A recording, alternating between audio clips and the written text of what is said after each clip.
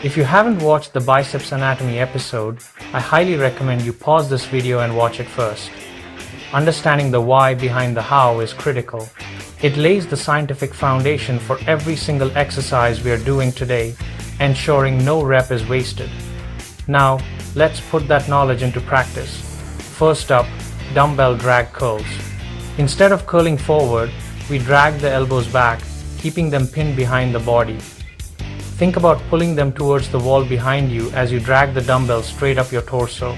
Squeeze hard at the top for a full second. This technique keeps constant tension on the long head, which is essential for building that impressive biceps peak. Next, single arm preacher curls. By isolating one arm at a time and using the preacher position, we fully lock in on the short head for maximum contraction, giving your arms that thicker, denser look from the front. You can do this on a preacher bench or an inclined bench if one isn't available. To hit the often neglected brachialis, we are going with reverse grip barbell curls.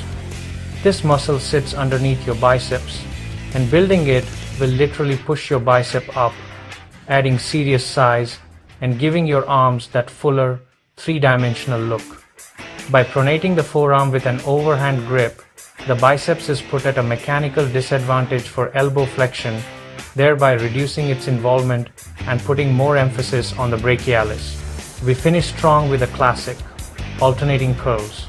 The goal here is pure mind-muscle connection.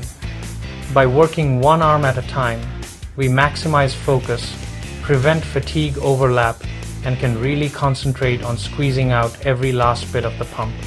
And that's a complete science-backed bicep workout. Every rep was based on function.